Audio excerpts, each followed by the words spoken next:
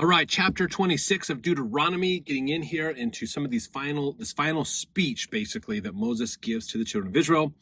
So in this, the children of Israel to offer the Lord a basket of first fruits of Canaan. So once they get into the promised land, they're to offer those first fruits up. They're commanded to keep the law of tithing. They covenant to keep the commandments, and the Lord promises to make them a holy people and a great nation. This is very important, a great chapter that we get to study today. So let's jump in, verse 1. And it shall be, when thou art come in unto the land which the Lord thy God giveth thee for an inheritance, and possessed it, and dwellest therein, thou shalt take of the first of all the fruit of the earth, which thou shalt bring of thy lands, that the Lord thy God giveth thee, and shall put it in a basket, and shall go unto the place which the Lord thy God shall choose to place his name there. Thou shalt go unto the priest that shall be in those days, and say unto him, I profess this day unto the Lord thy God, that I am come unto the country which the Lord sware unto our fathers to give us. And the priest shall take the basket out of thine hand, and set it down before the altar of the Lord.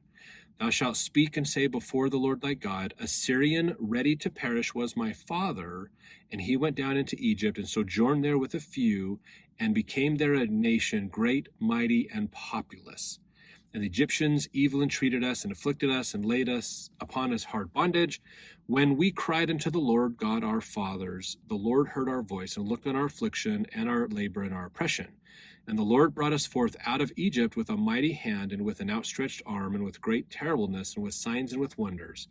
And he hath brought us into this place, and hath given us this land, even a land that floweth with milk and honey. And now behold, I have brought the first fruits of the land which thou, O Lord, hast given me. And thou shalt set it before the Lord thy God, and worship before the Lord thy God. And thou shalt rejoice in every good thing which the Lord thy God hath given unto thee, and unto thine house, thou and the Levite and the stranger that is among you.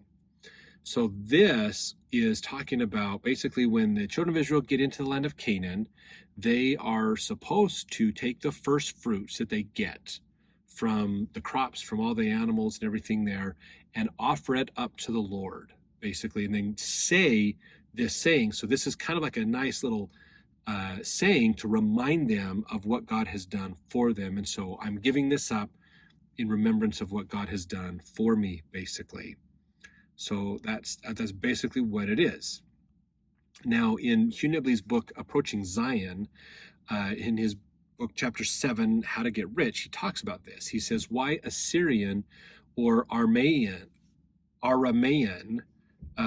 if you remember, he talked about here how Moses was called, or not Moses, a Syrian ready to perish was my father. That's Jacob, basically. Or in Hebrew, this actually is translated as Aramaean. Abraham migrated to Aram, and from there to the land of promise, basically. So Shinubli says here, why was he also called Abraham the Hebrew? All those words denotes a displaced person, a vagabond, a starving wanderer, a homeless outcast moving among the wicked and haughty people. It was from such a condition, ready to perish, that God raised them up. The great gathering and feast, whose strict observances makes up such an important part of the old law, all have the same purpose: to remind the Israelites that everything they had was a free gift from God. In holding these solemn conferences, you and yours, sons, daughters, servants, strangers, orphans, widows, must all come together and rejoice and be happy as one big happy family. That is the spirit in which this must be done, and that is the spirit of the law of consecration and the united order. This is to show where we stand with each other and the Lord. Thus the feast of the tabernacles at the harvest, all must share, all rejoice together as one big family.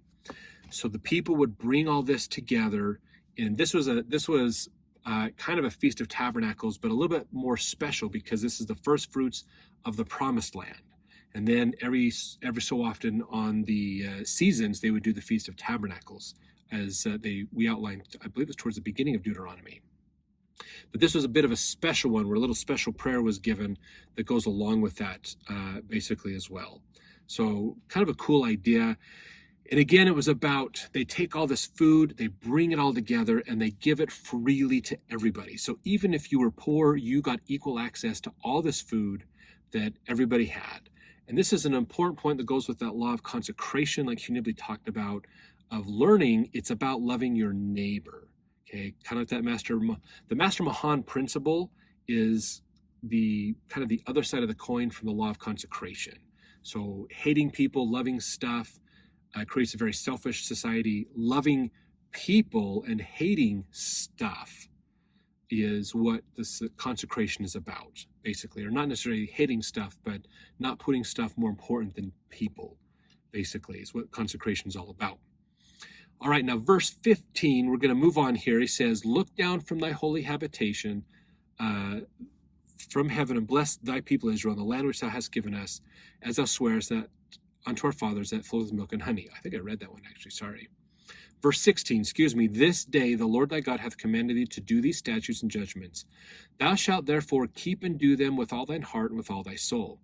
Thou hast avouched the Lord this day to be thy God, and to walk in his ways, and to keep his statutes, and his commandments, and his judgments, and to hearken unto his voice. And the Lord hath avouched thee this day to be his peculiar people, as he hath promised thee, that thou shouldest keep all his commandments, and to make thee high above all nations which he hath made, in praise and in name and in honor, that thou mayest be an holy people unto the Lord thy God, as he hath spoken.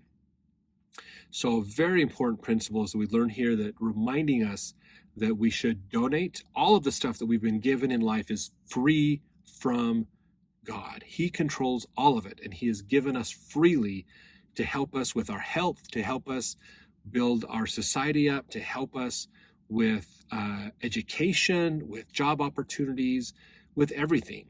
If God wanted us to lose our job or have bad health, snap of his fingers is all it would take and we'd be there. Look at Job. So he has given us lots and lots of great things, and he is preventing us from having lots of problems because of his love for us. So it's important to remember that when we make this covenant to come with God, that we not only covenant with him, but he covenants with us to bless us and help us as we keep his commandments. So this is part of being a covenant people. Part of it is this covenant that comes from Abraham, that actually started with Adam and Eve, that has been renewed, as well as making personal covenants with God also ourselves. So thanks for watching. We look forward to seeing you in the next chapter as we continue to listen to this final talk that Moses is giving the children of Israel before they part ways. And that Israel goes into the land of Canaan, the promised land, and Moses goes up in the hills and disappears, basically.